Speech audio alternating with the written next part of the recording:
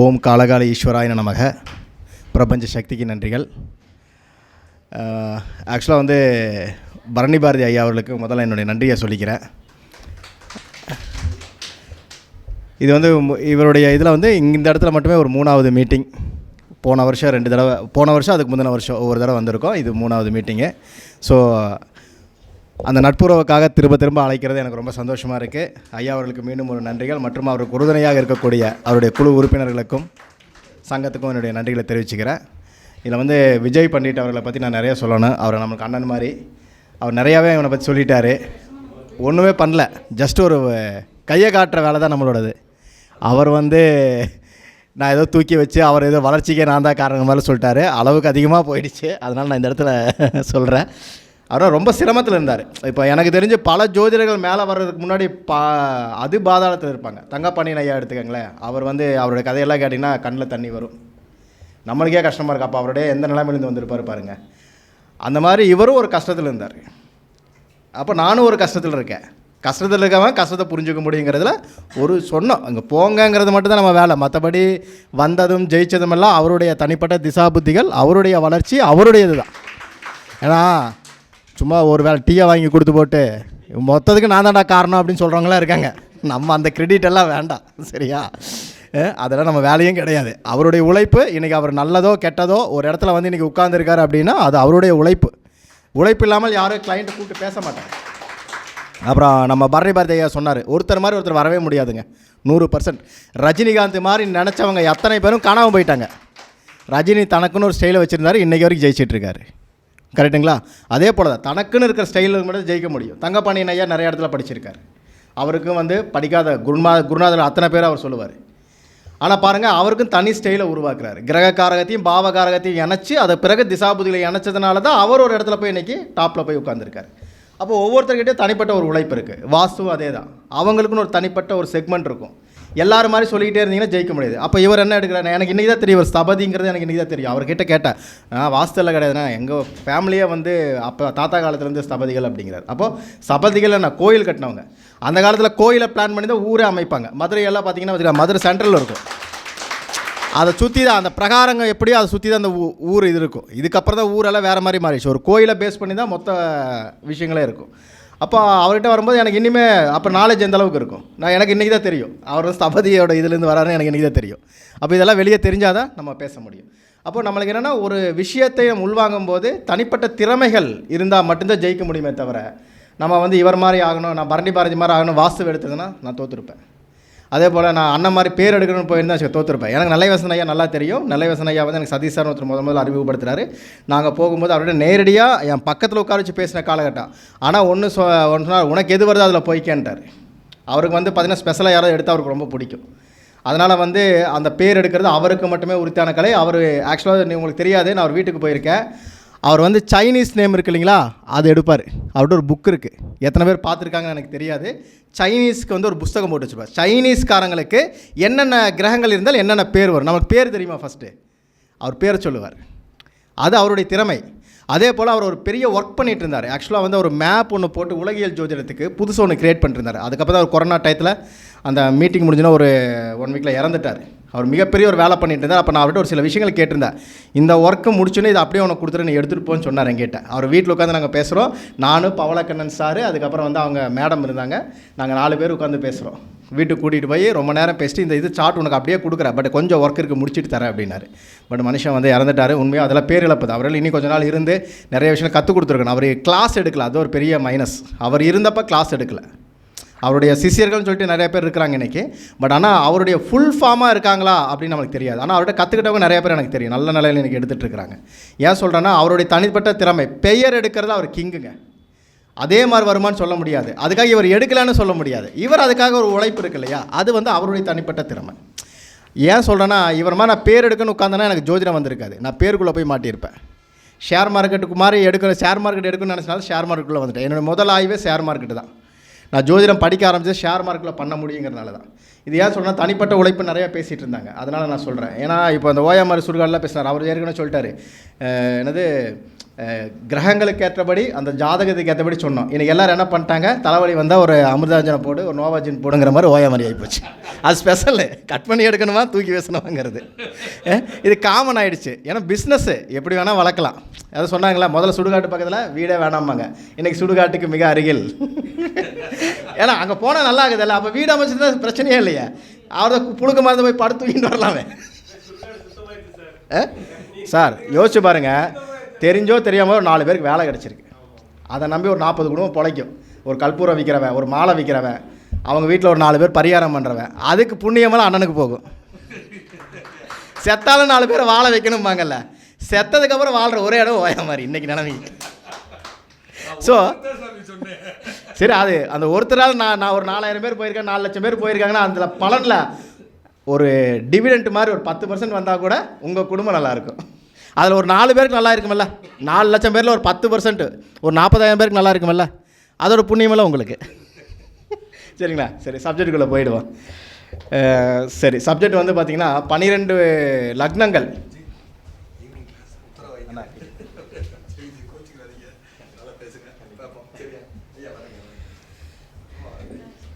மேடையில் வீட்டிருக்கக்கூடிய ஜோதிட ஜாமவான்கள், எங்களுடைய கோவையின் அடையாளம் ஐயா PC பெரியசாமி ஐயா அவர்கள்.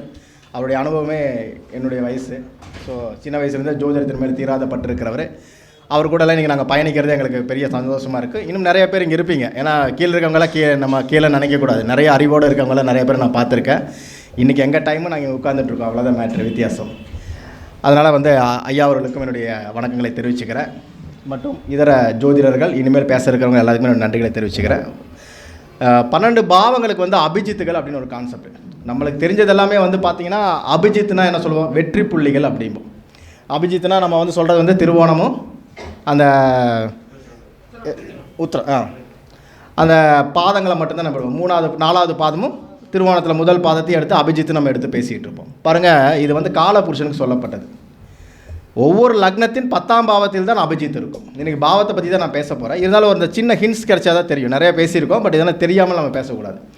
சரி, இது எல்லாருக்குமே இதுதான் அபிஜித்தான்னு கேட்டால் கிடையாது. 10ஆம் பாவம் என்பது மேசத்துக்கு தான் அது 10ஆம் பாவம், ரிஷபத்துக்கு மாறிடும். அதுக்கு அதோடைய 10ஆம் பாவம் கும்பமாக மாறிடும். அப்போது அந்த அபிஜித் மாறுமா? இங்கிருந்து அங்கே போகிறக்கு ஒரு 100 அடின்னு வச்சுக்கோங்களேன். அங்கிருந்து அங்கே போகிறக்கு எவ்வளோ அடி இருக்கும்? ஒரு 20 அடி 30 அடி இருக்கும். அவ்வளோதானே வித்தியாசம். இந்த வித்தியாசங்கள் தெரியாமல் எல்லாருக்குமே ஒரே மாதிரி 100 அடின்னு எடுத்திங்கன்னா தப்பாக சரியா?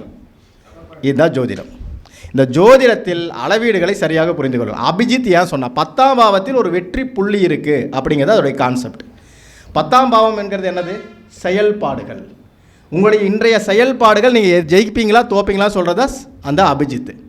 அபிஜித்னா எத்தனாவது நட்சத்திரமாக வரும்? 22வது நட்சத்திரமாக வரும், 88வது புள்ளியாக வரும். இதுதான கான்செப்ட். அப்போ 22வது நட்சத்திரம் என்பது ஜோதிடத்தில் படிக்கும்போது வைநாசிகம். வைநாசிகம்னா என்ன சொல்லுவோம்? ஐயோ சார் வைநாசிகமாக போச்சு சார், முடிஞ்சது சார், அப்படி தான் பேசுவோம். அப்போ அது ஏன் வந்து அபிஜித்னு வைக்கணும்? ஜெயிச்சா அபிஜித், தோத்தா வைநாசிகம். நீங்கள் இப்படின்னா நாங்கள் இதை எடுத்து படிப்போம், அப்படின்னா அந்த அறிக்கை எடுத்து படிப்போங்கிற மாதிரி அரசியல்வாதிகள் மாதிரி படிச்சுட்டு இருக்கோம். பட் அது உங்களை ஜெயிக்க வைக்குமா தோக்க வைக்குமா தெரியாமல் எடுத்திங்கன்னா தவறாகி போயிடும். அப்போ உங்கள் லக்னத்துக்கு என்றைக்குமே வந்து 4 அபிஜித்துகள் பாவத்தில் இருக்கும். நட்சத்திரங்களில் வந்து பார்த்திங்கன்னா 27 நட்சத்திரங்களும் அபிஜித்துகளாக வேலை செய்யும். 108 பாதங்களும் 88வது புள்ளியாக வேலை செய்யும். மேஷ லக்னத்துக்கு 10ஆம் பாவம். அப்போ உங்கள் 6ஆம் பாவத்துக்கு அபிஜித் யார்? 3ஆம் பாவம். புரியுதுங்களா? அப்போ 6ஆம் பாவத்தை பற்றி நீங்கள் ஏதாவது ஒரு பிரச்சனையில் போய் மாட்டிங்கன்னா ரெமெடி எங்கே கிடைக்கும்? 3ஆம் பாவத்தில். அப்போ அது அபிஜித் இல்லைன்னு சொல்லிட முடியுமா? உங்களுக்கு ஒரு 5ஆம் பாவம் குழந்தை சம்மந்தமாக ஒரு பிரச்சனை இருக்குது, குழந்தை கிடைக்குமான்னு கேட்குறீங்க. அதனுடைய செயல்பாடுகள் எங்கே இருக்கும்? அதனுடைய 10ஆம் பாவம்னா 2ஆம் பாவம், அதான் அதனுடைய அபிஜித்தாக வரும். 10ஆம் பாவம் செயல்பாடுகள் அதில் தான் அபிஜித் இருக்கும். ஒவ்வொரு லக்னத்தினுடைய லக்னம் வெற்றி பெறணும்னா 10ஆம் பாவம். 5ஆம் பாவங்கிற குழந்தை பாவம் வெற்றி பெறணும்னா எந்த பாவம்? அதனுடைய 10ஆனா 2ஆம் பாவம். அப்போ அதை ஒரு அபிஜித்தாக வேலை செய்யுமா? செய்யும். அதே போல் தான் நட்சத்திர புள்ளிகள். லக்னா புள்ளி உங்களுக்கு என்ன உழுகுதுன்னு பாருங்கள். அதிலிருந்து 88வது புள்ளி எங்கே வருதுன்னு பாருங்கள். அது அபிஜித்தாக வேலை செய்யும். இப்போ 6ஆம் பாவத்தை லக்னமாக போட்டிங்கன்னு வச்சுக்கோங்க, உங்கள் லக்னா டிகிரியை தூக்கி அப்படியே போட்டிங்கன்னா 6ஆம் பாவத்தில் விழுகும். அப்போ அது ஒரு 10 டிகிரியில் இருக்காருன்னு வச்சுக்கோங்க, இல்லை ஒரு 11 டிகிரியில் இருக்காருன்னு வச்சுக்கோங்க. காலபுருஷனுக்கு மேசத்தையே வச்சுக்கோங்க. நீங்கள் 6ஆம் பாவம் எங்கே வரும்? கன்னியில் வரும். கன்னியில் 11 டிகிரிங்கிறது எங்கே வரும்? சந்திரனுடைய நட்சத்திரமாக வரும். அதனுடைய அபிஜித் எங்கே வரும்? அதனுடைய 88வது புள்ளியில் வரும். ரொம்ப சிம்பிளான கான்செப்ட் தான். இப்போ நம்ம அபிஜித்னா நம்மளுக்கு தெரிஞ்சதெல்லாம் அந்த உத்திராடமும் திருவோணமும் தான். இதில் இந்த புள்ளியில் இருந்தாலே வெற்றி பெற்றுவீங்க. அது சில பேரை கொண்டுகிட்டு இருக்கும். ஏன்னா ஏதாவது ஒரு லக்னத்துக்கு அது 6ஆம் பாவமாக வேலை செஞ்சுட்டு இருக்கும். புரியுதுங்களா? உங்களுடைய வெற்றி எங்கே இருக்குங்கிறத தெரிஞ்சுக்கிட்டால் மட்டும்தான் ஜெயிக்க முடியும். ஒவ்வொரு பாவமும் செயல்படும் போது வெற்றி எங்கே இருக்குன்னு தெரிஞ்சுக்கிட்டால் தான் செயல்பாடுகள் கிடைக்கும். ஏன்னா இந்த லாஜிக்கு தெரிஞ்சிட்டிங்கன்னா, நான் ஒரு லக்னத்தை சொன்னால் 12 லக்னம் நீங்கள் போட்டு போயிடுவீங்க. ஏன்னா நம்மளுடைய விஷயங்கள் எல்லாம் எப்படி தெரியுங்களா, உருட்டுறதோ உங்களை சுத்த விடுறதோ கிடையாது. வெளியே போகும்போது என் ஜாதகத்துக்கு இது இருக்குன்னு நீங்கள் சொல்லணும். நான் ஜெயிச்சதுக்கு காரணம் இதுதான் நீங்கள் சொல்லணும். சொன்னால்தான் அது அபிஜித், இல்லைன்னா தோத்துட்டிங்கன்னு அர்த்தம்.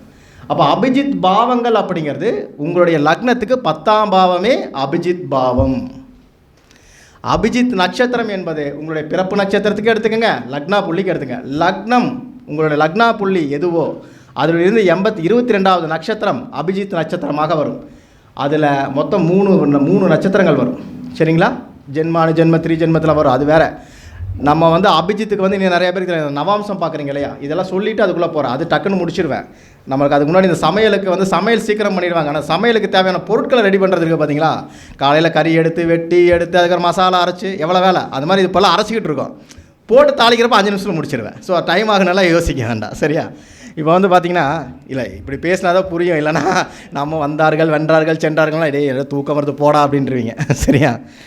அது ஆக்சுவலாக பார்த்தீங்கன்னா இந்த 10ஆம் பாவத்தில் அபிஜித் நம்ம சொல்கிறோம். அப்போது இந்த 10ஆம் பாவத்தினுடைய ஒவ்வொரு லக்னத்துக்கும் 10ஆம் பாவம் வெற்றி ஸ்தானம்னு ஒரு கான்செப்ட் வச்சுக்கோங்க. ஆனால் எல்லா லக்னத்துக்கும் கிடையாது, புரிஞ்சுக்குங்க. 6 லக்னத்துக்கு மாறி வரும்.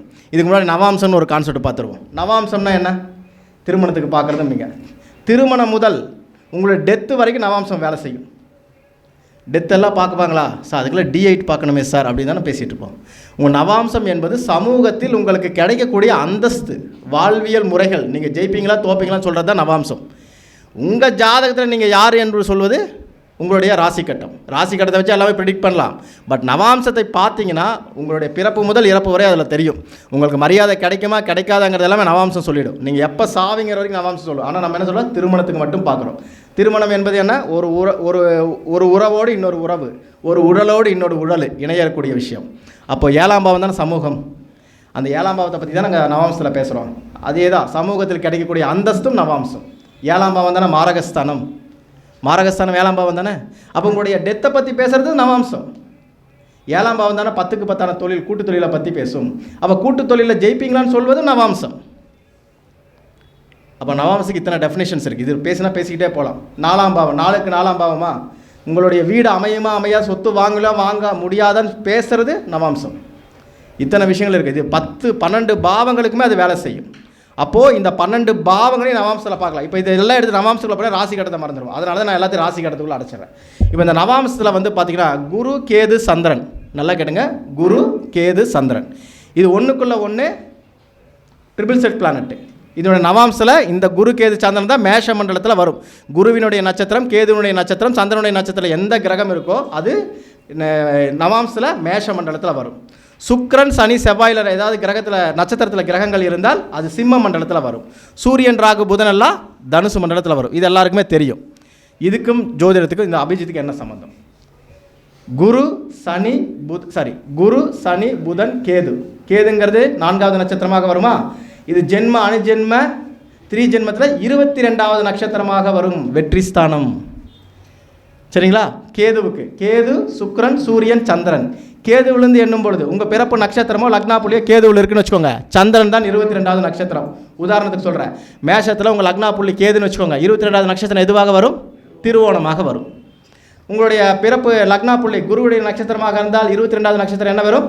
குரு சனி புதன் கேது. கேதுவுடைய நட்சத்திரம் தான் 22வது நட்சத்திரமாக வரும். உங்களுடைய நட்சத்திர புள்ளி சந்திரனாக இருந்தால் சந்திரன் செவ்வாய் ராகு குரு தான் 22வது நட்சத்திரமாக வரும். ஒன்றுக்குள்ள ஒன்று தொடர்பு இருக்கா? ஒன்று 7ஆவதாக வரும், ஒன்று 22வது வரும். 7 என்பது வதை, 22 என்பது வைநாசிகம். வதை கெட்டதுன்னா வைநாசிகம் கொடுத்துரும். சரிங்களா? இதை புரிஞ்சுக்கோங்க. இதே தான் சுக்கிரன் செவ்வாய் சனிக்கு, இதே தான் சூரியன் ராகு புதன். ஒன்றுக்குள்ளே ஒன்று தொடர்பு இருக்கிறதுனால தான் அதுக்கு பேரே ட்ரிபிள் செட் பிளானட்டு.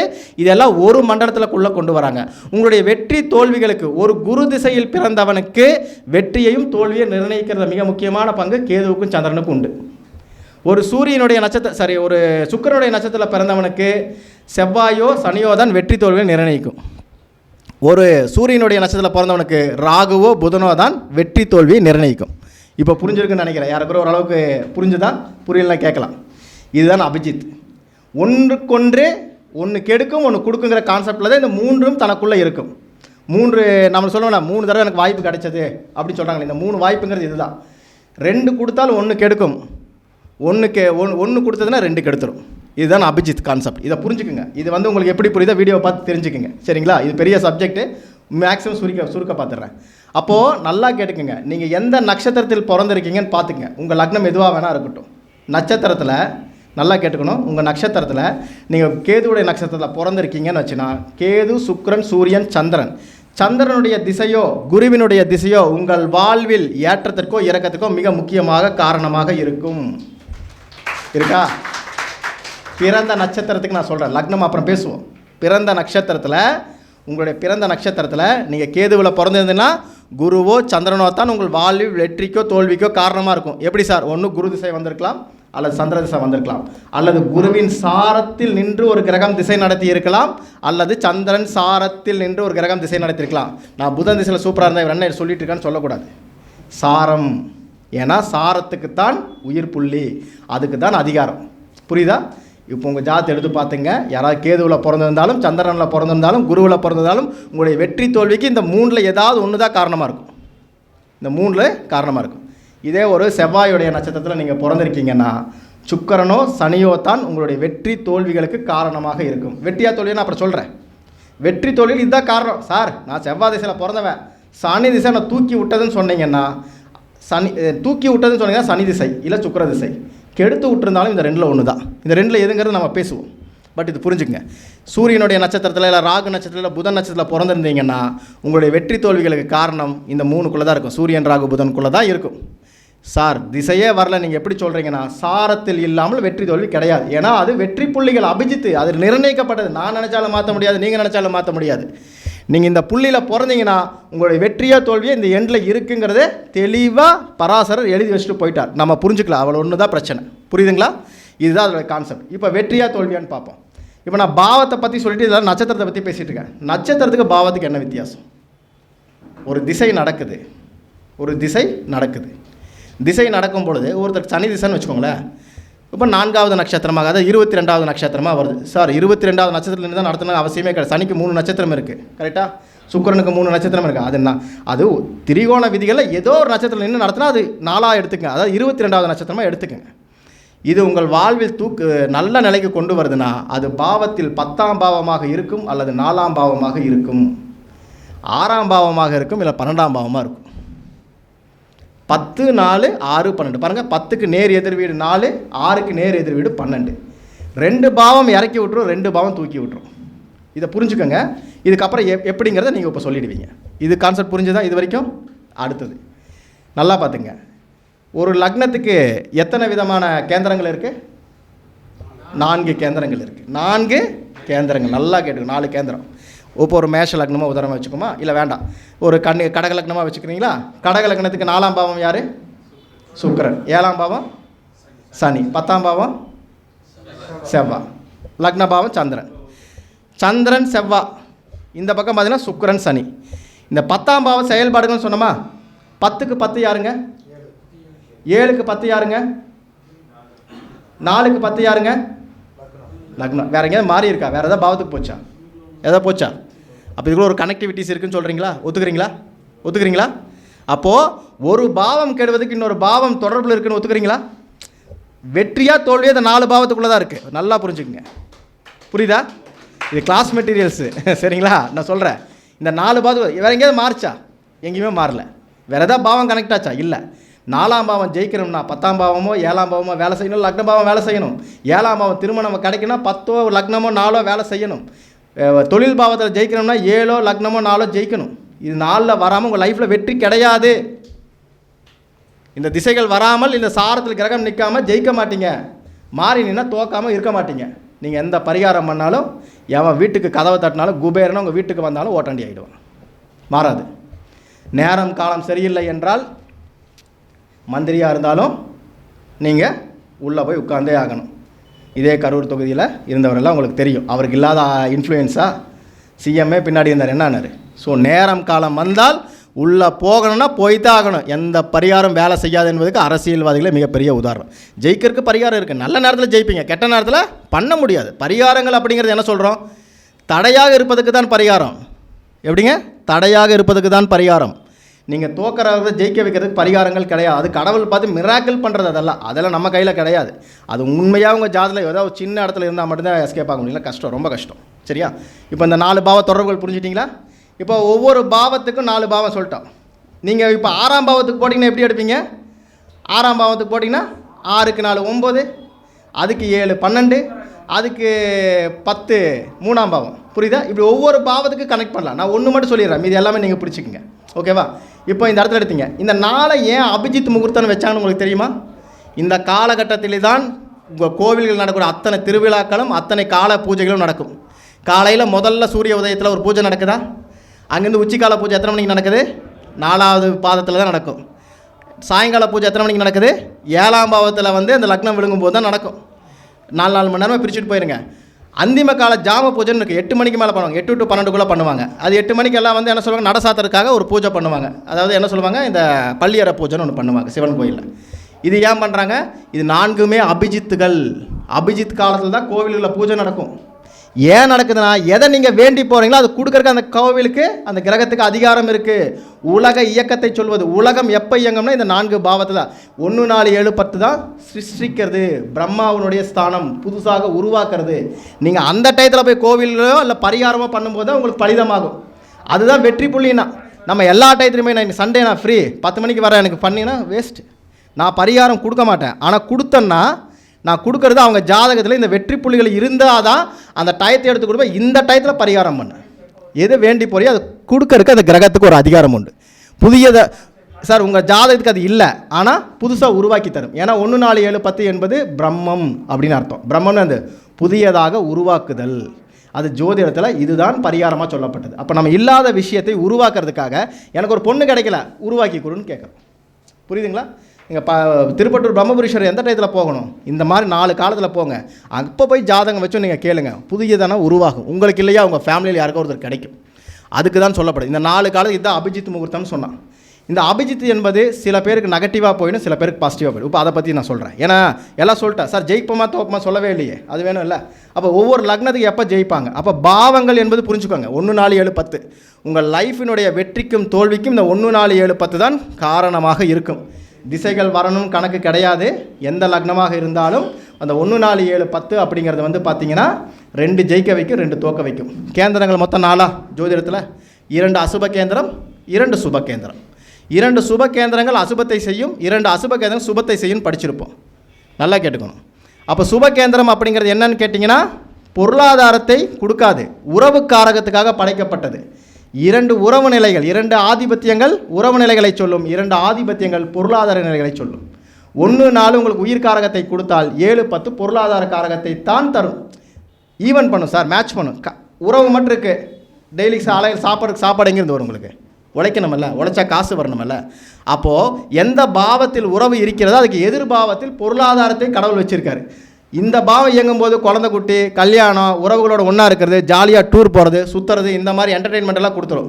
இன்னொரு இதுக்கு வரும்போது சார் சாப்பிட்றக்கே டைம் இல்லை சார், குடும்பத்துக்கு கூட டைம் ஸ்பெண்ட் பண்ண முடியல சார், வேலைன்னு ஓடுறேன் சார், ஃபாரினுக்கு போயிட்டேன் சார், 25 வருஷம் வெட்டியாக போச்சு சார், சம்பாதிச்சிருந்தா பேர் ஒன்றும் கூட அனுபவிக்கல சார் அப்படிங்கிறவங்கெல்லாம் இந்த பொருளாதார பாவத்தில் இருப்பாங்க. அப்போது ஒரு மனிதனுக்கு 2மே தேவை என்பதால் தான் கடவுளே என்ன பண்ணுறாரு?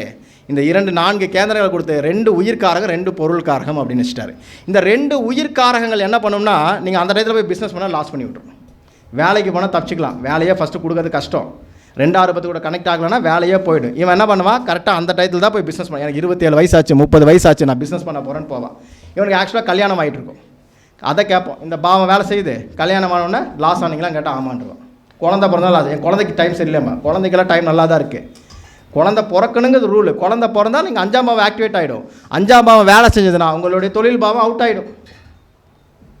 தொழில் பாவம் அவுட் ஆகிடும். 10க்கு 8ஆம் இடம், 6க்கு 12ஆம் இடம், 2ஆம் இடத்துக்கு 4ஆம் இடம், 4 8 12 என்பது லாஸை சொல்லக்கூடிய பாவம். அந்த பாவங்கள் ஒவ்வொரு பாவத்துக்கு ஆக்டிவேட் ஆச்சுன்னா மைனஸ் ஆகிடும். அப்போ எப்போ உறவுக்காரங்கள் கெட்டு பொருள்காரங்கள் கிடைக்குது அப்போ தான் ஜெயிக்க முடியும். அப்போது இந்த மாதிரி விஷயங்களை தெரியாமல் நம்ம சொல்கிறது வெற்றி பெற முடியாது. அப்போது ஒரு 4 கேந்திரங்கள் நன்மை அபிஜித்துன்னு எடுத்துக்கலாம். உயிர்காரகத்துக்கு 2 நன்மை, பொருள் காரகத்துக்கு 2 நன்மை. பொருள் காரகம் வேலை செய்யும்போது உயிர்காரகத்தை என்ன கேட்டாலும் நடக்காது. சில பேர் பாருங்கள், நல்லா சம்பாதிச்சிருப்பா, கல்யாணம் ஆகாத எத்தனை பேர் இருக்காங்க சார்? 3 லட்சம் சம்பளம் வாங்குறா, கல்யாணம் ஆகலை, பார்த்து சொல்லுங்கள். வேலை போனதுக்கப்புறம் கல்யாணம் நடக்கும். இல்லை வேலையை விட்டுட்டு லோக்கலில் வர சொல்லுங்கள். வேலையை விட்டு போனாலும் அங்கே ஒரு ஸ்டெப் இறங்க வேணா, இங்கே நடக்கும்னு இருந்தால் நடக்கும், இல்லைனா அதுவும் வேஸ்ட்டு தான். அப்போது பொருளாதாரத்தை கொடுக்குதா உயிர்காரகத்தை கொடுக்குதான்னு அந்த கேந்திரங்களை தெரிஞ்சுக்கிட்டு 10க்கு 10 பாவம் சொன்ன இல்லையா, 22வது நட்சத்திரம் உங்களுடைய செயல்பாடுகள் 10ஆம் பாவத்தில் இருக்குதுன்னு சொல்லிட்டு அதனுடைய அடிப்படையில் இது பிரிக்கணும். சரி, இப்போ எது சார் நன்மை? 4 இது சொல்லிட்டீங்க, 4 அபிஜித் சொல்லிட்டீங்க. நான் சொல்லிட்டேன்னா 108 பாதங்களும் அபிஜித்தாக வேலை செய்யும், 27 நட்சத்திரங்களும் செய்யும், 12 பாவங்களும் செய்யும் சொன்னேன். எப்படி? உங்களை 6ஆம் பாவத்தை பற்றி பேசணும்னா அதுக்கு 10ஆம் இடம் 3ஆம் இடத்தை பற்றி பேச போகிறீங்க. அப்போ பாவம் வேலை செய்தா? இங்கே 4 8 1 4 7 10 கனெக்ட் ஆகலை. ஆனால் 6ஆம் பாவத்துக்கு அது 10ஆம் பாவம். உங்கள் கடன் வந்து எப்போ அடையுன்னு கேட்டிங்கன்னா நீங்கள் மற்ற திசாபதியெல்லாம் பார்க்கக்கூடாது. 6ஆம் பாவத்துக்கு 10 பார்த்துடணும், அதுக்கு 4 பார்க்கணும், 7 பார்க்கணும். எது கொடுப்பனை இல்லைன்னு தெரிஞ்சுக்கோங்க. இப்போ சொல்கிறேன் பாருங்கள், யாருக்கெல்லாம் கடன் வச்சும் பாருங்கள், உங்கள் லக்னத்துக்கு கரெக்டாக இருக்கும். எப்போ அடைச்சிங்கன்னு பாருங்கள், நான் சொல்கிற இந்த ரூல் இருக்கும். சரியா? இப்போ வந்து எப்படி ஜெயிக்கிறது? மேஷ லக்னம். இதுக்கு முன்னாடி ஒரு சின்ன விஷயம், ஏன்னா இதை சொல்லுவாங்க எல்லாமே, இந்த மகாபாரதமும் இந்த ஜோதிடமும் ஒன்று கிளைக்கதைகள் மாதிரி போயிட்டே இருக்கும். ஏன்னா பராசருடைய ரூலே வந்து ரொம்ப கஷ்டம்பாங்க. பேஸை தெரியாமல் நம்ம டைரெக்டாக பலனுக்கு வந்தோம்னா தோற்று போயிடும். பேஸை பிடிச்சிட்டு வரணும். பேஸை பிடிக்காமல் வந்தீங்கன்னா பராசர ரூல் தோற்று போயிடும். பேஸில் வந்து என்ன சொல்லியிருக்கோம்? அணி சார்ந்த கிரகங்கள் நம்ம படிச்சிருக்கோமா? அணி சார்ந்த கிரகங்கள் குரு, கேது, சூரியன், சந்திரன், செவ்வாய், இதெல்லாம் ஓரணி. புதன், ராகு, சனி, சுக்கிரன் எல்லாம் ஓரணி. கரெக்டாக? அப்போ இது 2 வெவ்வேறு அணிகள். இதே 2 வெவ்வேறு அணியும் பிரித்தா இவன் அருள் அணிம்பா, இவன் பொருள் அணிம்பா. அருள் என்னது சார்? அதெல்லாம் பேர் புகழ் காசு பணமெல்லாம் வராது சார், பேர் புகழோடு இருப்பான் சார், நல்லா வாழ்ந்து பெரிய மனுஷனாக போவான் சார், அதெல்லாம் அருள் அணி சார். காசு பணம் தொழில்னு போனால் அவெல்லாம் பொருள் அணி சார். சரி, இப்படி இருந்து எல்லாருக்கும் இதுதான் வேலை செய்யுதா? சுக்கிர திசையில் எல்லாம் நல்லா இருந்திருக்கீங்களா? புதன் திசையில் எல்லாம் நல்லா இருந்திருக்கீங்களா? ராகுல நல்லா இருந்திருக்கீங்களா? மாறி வேலை செய்தில்லை? இந்த பக்கம் இருக்கணும், சில பேருக்கு மாறிடும், இந்த பேருக்கு சில பேர் மாறிடும். புதன் சில யாரும் குழந்தை பெற்றுக்கலையா? சுக்கிர திசையில் யாரும் கல்யாணம் ஆகலையா? அப்போது இதில் புரிஞ்சிக்க வேண்டிய விஷயம் என்னென்னா, ஒரு லக்னத்துக்கு அருள் சார்ந்த கிரகங்கள் வேலை செய்யும் போது அதுக்கு அகென்ஸ்டான ஆப்போசிட் லக்னத்துக்கு அது பொருள் சார்ந்த விஷயமாக வேலை செய்யும். உங்களுக்கு லாஸ்னால் எனக்கு லாபம், எனக்கு லாஸ்னால் உங்களுக்கு அது லாபம். அப்போது இதை புரிஞ்சுக்கணும். அப்போது குருவினுடைய அணி அருள் அணின்னு வச்சுக்கோங்களேன், சுக்கிரனுடைய அணி பொருள் அணின்னு வச்சுக்கோங்க. இப்போது குருவினுடைய அணி யாருக்கெல்லாம் உயிர் காரகத்தை தருகிறதோ அவங்களுக்கு எல்லாருமே மிகப்பெரிய அளவில் உயிர்காரகத்தில், அதாவது கல்யாணம், குழந்தை, குட்டி, குடும்ப விருத்தி, பிரச்சனையான சேர்ந்து வாழ்கிறது, சண்டையே போடால் பிரிய மாட்டாங்க சொல்கிறது எல்லாமே இது குருவினுடைய அணின்னு வச்சுக்கோங்க. அதுக்கு ஈக்குவலாக சுக்கிரனோ சனியோ ராகுவோ புதனோ வந்தால் பொருளாதாரம் மேம்பாடு இருக்குது. இதில் பொருளாதாரம் கிடைக்காது. லாஸ் பண்ண அத்தனை பேர் பார்த்தீங்கன்னா இதில் தான் இருப்பான். குருவினுடைய அணியில் கொண்டு தொழில் ஆரம்பித்தானா இவன் லாஸ் ஆகிடுவான். அதே சுக்கிரனுடைய அணியில் இருக்க ஆரம்பித்தா ஜெயிச்சிருவான். இதுதான் கான்செப்ட். இப்போ நான் வந்து அந்த 12 லக்னங்கள் எது எதெல்லாம் குருவினுடைய அணி சுக்கிரன் அணி சொல்ல அதை நோட் பண்ணிக்கோங்க, இல்லை பார்த்து எழுதிக்கங்க. அதுக்கப்புறம் யார் ஜெயிப்பாங்க தோப்பாங்க நீங்கள் சொல்லிடுவீங்க. இப்போ குருவினுடைய அணி மேஷ லக்னத்துக்கு பொறுத்த வரைக்கும் பார்த்தீங்கன்னா குருவினுடைய அணி எல்லாமே குரு, கேது, சூரியன், சந்திரன், செவ்வாய் எதுவாக இருந்தாலும் சரி, இது என்ன பண்ணும்னா உங்களுக்கு பொருளாதாரத்தை கொடுக்காது, உயிர்காரகத்தை கொடுக்கும். அதுக்கு பதிலாக சுக்கிரன், சனி, ராகு, புதன் எல்லாமே பொருளாதாரத்தை கொடுக்கும். புரிஞ்சுக்கோங்க. எழுதிட்டிங்களா? ரிஷபத்துக்கு வந்து பார்த்தீங்கன்னா சுக்கிரனுடைய அணி பொருளாதாரத்தை கொடுக்காது, குருவினுடைய அணியே பொருளாதாரத்தை கொடுக்கும். இதை நான் சொன்னால் திட்டுவீங்க, ஏன் அப்படின்னு கேட்டிங்கன்னா, ரிஷப லக்னத்துக்கு பகையாளி அப்படின்னா பரம பகைனா குரு. கரெக்டாக? குரு தான் இருக்கிறதுலே கெடுத்து குட்டிச்சுவராக்குன்னு எல்லாம் பேசிகிட்டு இருப்பீங்க. அது குடும்பத்தை கெடுக்குமே தவிர பொருளாதாரத்தை கெடுக்கவே கெடுக்காது. எழுதி வச்சுக்க. ரிஷப லக்னத்துக்காரன் நல்லா மேலே வரானா குரு சாரத்தில் அல்லது குரு திசையில் அல்லது கேது சாரத்தில் அது கேது திசை இல்லாமல் ஜெயிக்கவே முடியாது. இப்போ வந்துட்டு போனார்ல பண்டிட் விஜய் என்ன, அவர் வந்து குரு திசை, அவருக்கு குரு திசை. ரிஷப லக்னத்துக்காரர் எப்போ ஜெயிச்சான்னு மட்டும் பாருங்கள். குருவின் சாரத்தில் கிரகம் இல்லாமலும் கேதுவின் சாரத்தில் கிரகம் இல்லாமல் அவன் லைஃப்பில் பொருளாதார ரீதியாக ஜெயிக்க முடியாது. நீங்கள் உங்கள் ஜாதி யாரை வேணால் செக் பண்ணிக்கோங்க, மாறவே மாறாது. அவன் தோற்றதெல்லாம் குடும்ப விஷயத்தில் மட்டும்தான் இருப்பான். பிரச்சனைன்னு வந்தால் குடும்பத்தில் தான் வரும், குடும்ப நல வழக்குகள் வரும். 7ஆம் இடம் கெட்டு போச்சுன்னா குடும்ப நல கன்ஃபார்மாக உண்டு. உறவு ஸ்தானத்தில் பிரச்சனை, குழந்தை பாக்கியம் இல்லைன்னு கஷ்டப்பட்டு இருப்பான் குரு திசையில், மற்றபடி எந்த இடத்துலையுமே லாக் ஆக மாட்டான். அப்போது குருவினுடைய அணி தான் இவனுக்கு பொருளாதாரத்தை கொடுக்கும். மிதுனத்தை பொறுத்த வரைக்கும் வந்து பார்த்தீங்கன்னா குருவினுடைய அணி தான் பொருளாதாரத்தை கொடுக்கும். கடகத்துக்கு வந்து புதனுடைய அதாவது சுக்கிரனுடைய அணி தான் பொருளாதாரத்தை கொடுக்கும். சிம்மத்தை பொறுத்த வரைக்கும் வந்து பார்த்தீங்கன்னா சுக்கிரனுடைய அணி தான் கொடுக்கும். அதே கன்னியை பொறுத்த வரைக்கும் குருவினுடைய அணி கொடுக்காது. மாற்றி சொல்லுவேன் பார்த்துங்க. கன்னிக்கு கொடுக்காது. ரீசன் இருக்குது, அது பேசினா டைம் ஆகிடும். இதை மட்டும் புரிஞ்சுக்குங்க. இப்போ நான் இந்த 6 லக்னத்தை சொன்னேன் இல்லையா, இந்த 6 லக்னம் அப்படியே ஆப்போசிட்டாக போட்டுக்குங்க. இது கொடுக்குறதெல்லாம் இதுக்கு கொடுக்காது. மேஷத்துக்கு வந்து குருவினுடைய அணி கொடுக்காதுன்னு சொன்னா துலாத்துக்கு குருவினுடைய அணி தான் கொடுக்கும். ரிஷபத்துக்கு குருவினுடைய அணி கொடுக்குன்னு சொன்னா விருச்சிகத்துக்கு சுக்கிரனுடைய அணி தான் கொடுக்கும். நீங்கள் அதே வந்து நம்ம மிதுனத்துக்கு என்ன சொன்னோம், குருவினுடைய அணி கொடுக்கணும். அதுவே வந்து தனுசுக்கு வந்தீங்கன்னா சுக்கிரனுடைய அணி தான் கொடுக்கும். புரியுதா? இப்படி நீங்கள் 12க்குமே நீங்கள் பிரிச்சுங்க. 6 என்ன பண்ணுதோ அதுக்கு 6 ஆப்போசிட்டாக பண்ணும். உங்களுக்கு ஒருத்தர் நல்லது பண்ணால் எனக்கு ஒருத்தர் கெட்டது பண்ணுவார். உங்களுக்கு கெட்டது பண்ணக்கூடிய இடங்கள் எனக்கு நல்லது பண்ணும். இதுதான் கான்செப்ட். எதிர்பாவத்துக்கு மாற்றி தான் செய்யும். இங்கே எதுவுமே வந்து உருவாக்குறது இல்லை. என் பாக்கெட்டில் குறைஞ்ச உங்களுக்கு வரும், உங்கள் பாக்கெட்டில் குறைஞ்ச எனக்கு வரும். இதுதான் கான்செப்ட். இப்போ புரிஞ்சுட்டிங்களா? இப்போ அபிஜித் பாவங்கள் என்னன்னு தெரியுமா உங்களுக்கு? உங்கள் லக்னத்துக்கு எதுவும் தெரிஞ்சிருச்சா? இப்போ சொல்லுங்கள், மேச லக்னத்துக்கு எந்த கிரகம் பொருளாதாரத்தை கொடுக்கும்? சார் கரெக்டாக இத்தனை நேரம் கேட்டு போட்டு கொடுக்கும் இல்லையா? சரி, இப்போ அபிஜித் பாவம் எது மேசத்துக்கு?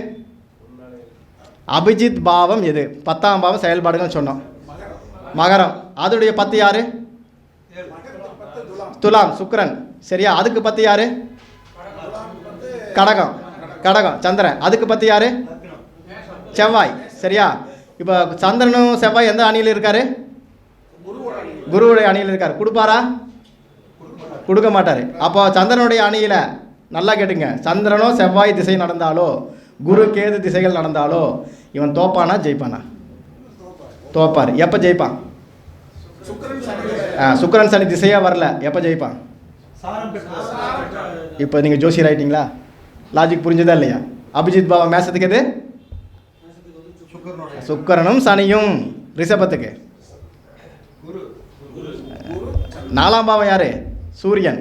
7ஆம் பாவம் செவ்வாய். 10ஆம் பாவம் சனி. லக்ன பாவம் இருக்குது. இதில் எந்த திசையில் இவன் ஜெயிப்பான்? சூரியன் அல்லது செவ்வாய். இல்லை அதோடைய விஷயத்தில் இருக்கக்கூடியவன் லாபத்தை கொடுப்பான். இப்போ இருக்கலையே ஏன் குருவை நம்ம தூக்கி வச்சு பேசணும்னா அது 11ஆம் பாவ அதிபதி. நம்ம என்ன சொல்லுவோம்? தோத்தா 8ஆம் பாவம்ன்றவான், ஜெயிச்சா 11ஆம் பாவம்ன்றவான். இப்போ சொல்லுங்கள், ரிஷபம் ஏன் ஜெயிக்குது? குரு திசையில் உங்களுக்கு புரியுதா? குரு சாரத்தில் குரு திசையில் கேது சாரத்தில் கேது திசையில் இருந்தால் கண்டிப்பாக ரிஷபம் ஜெயிக்கும். ஏன்? குரு 11ஆம் அதிபதி. உச்சபட்ச லாபங்களை கொடுப்பது 11ஆம் அதிபதிக்கே உண்டு. கரெக்டா? அப்போ உச்சபட்சமாக 11 குருவா? குரு கேது ஏன் அங்கே எடுக்கிறோன்னா குரு கேது சந்திரன்லாம் ஓரணி கிரகங்கள். அபிஜித் சொன்னா இல்லையா? நீங்கள் அந்த வீடியோ பார்த்தீங்கன்னா நான் தெளிவாக ஸ்டெப்பாக சொல்லிட்டு வந்திருக்கேன். இப்போ உங்களுக்கு புரியுதா? அப்போ எவன் ஜெயிப்பா? குருவோ கேதுவோ இருந்தால் கன்ஃபார்மாக ஜெயிப்பா. ஏன்னா அது 11 கூட அபிஜித்து. 11ஆம் பாவம் என்கிற லாப பாவத்துக்கு அபிஜித்தான கேதுவோ கேது சாரத்தில் குருவோ நின்றுட்டா இது குரு கேது என்ன சொல்ல? கேள யோகம், கோடீஸ்வர யோகம். ரிஷபத்துக்கு இயற்கையிலே கோடீஸ்வர யோகம் உண்டு. அவன் கரெக்டாக வேலை செஞ்சாலும் சம்பாதிச்சிடுவான். மிதனத்துக்கும் உண்டு. ஏன்னா மிதனத்துக்கும் கொடுக்கறது 10ஆம் அதிபதி தொழில் தானே.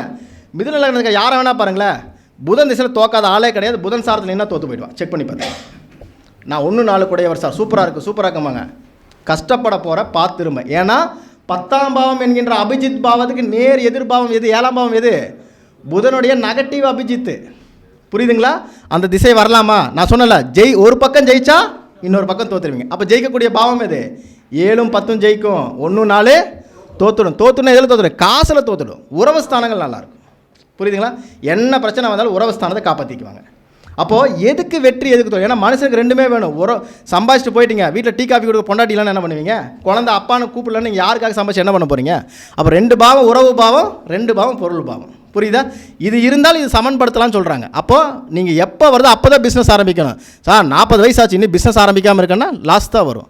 70 வயசில் KFC ஆரம்பித்தா அந்த இன்றைக்கி உலகம் முழுக்க இருக்குது. ஸோ வயசுக்கு இதுக்கு சம்மந்தமே இல்லை. சில பேருக்கு 30 வயசில் எல்லாம் முடிஞ்சு போயிடும். சில பேர் 70 வயசில் தான் வரும். உங்கள் பாவங்களை ஆக்டிவேட் பண்ணும்போது தான் ஜெயிக்க முடியும். இப்போ சொல்லுங்கள், நான் 12 பாவத்துக்கு சொல்லணுமா? உங்களுக்கு தெரிஞ்சு போச்சுல்ல? இவ்வளோ தான்.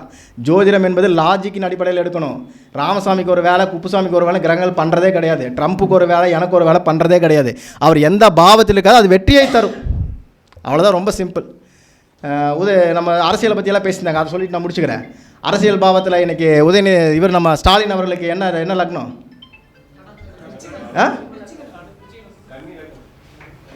வேண்டாம் விட்டுருங்க போதும். சிம்ம லக்னம் ரிஷப லக்னம் 2 லக்னம் குழப்பத்தில் இருந்தது. இப்போ கடகமாக விருச்சிகமாகிற அளவுக்கு வந்துருச்சு. சிம்ம லக்னம். சரி, அவருக்கு எந்த லக்னம் நம்ம கொடுக்குன்னு சொன்னோம்? எந்த கிரகம் அவர் கொடுப்பனேன்னு சொன்னோம்?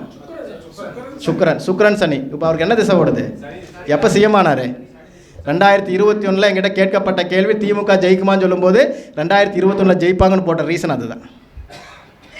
ஏன்னா சனி திசை சுக்கிர புதியில் அவர் சிஎம். அவருடைய ஜாதகம் என்கிட்ட இருக்கு. 2021 சிஎம் ஆகக்கூடிய அத்தனை தகுதி. ஏன்னா அதுக்கு முன்னாடி அவர் துணை முதல்வர், அந்த தேர்தலில் 100 சீட் அடித்தார். அப்போவே அவர் இது டே பை டே ரைஸ் ஆகிறார் நமக்கு தெரிஞ்சு போச்சு. அது சனிக்கு சுக்கிரன் யார்? அபிஜித்தா. சனி சுக்கிரன் செவ்வாய் அபிஜித்தா. கொடுக்கக்கூடியது யார்? சனியும் சுக்கிரன் கொடுப்பாரா? செவ்வாய் வந்தால் தோற்று போயிடுவார். இப்போ நடக்கிற புத்தி என்ன புத்தி? ராகு ஸ்டார்ட் ஆகிருக்கு. செவ்வாயில் இருந்தப்போ அவர் நெகட்டிவ் பேர் வந்துச்சா, அவ்வளோதான் மேட்ரு. அதனால தான் சொன்னால் கவனமாக இருக்கணும், ஆட்சி மாற்றத்துக்கான வாய்ப்புகள் இருக்குன்னு சொல்லியிருக்கோம். இது அரசியல் கிடையாது, ஜாதகங்களுக்கான பலன்கள். புரியுதா? ரொம்ப சிம்பிள். இப்போ நான் 12 பாதை சொல்லி டைம் வேஸ்ட் பண்ணி நீங்களும் போய் எடுத்து பார்த்துட்டு என்னடா இப்படி இருக்க இவர் சொன்னது நடக்கலையாண்ணா, நடக்காததுக்கு இந்த அபிஜித் நெகட்டிவாக வேலை செஞ்சார். எப்போ தெரியுங்களா? இப்போ உதாரணத்துக்கு சொல்கிறேன். இதே சிம்ம லக்னத்துக்கு சனிங்கிற ஒருத்தர் இருக்கார்.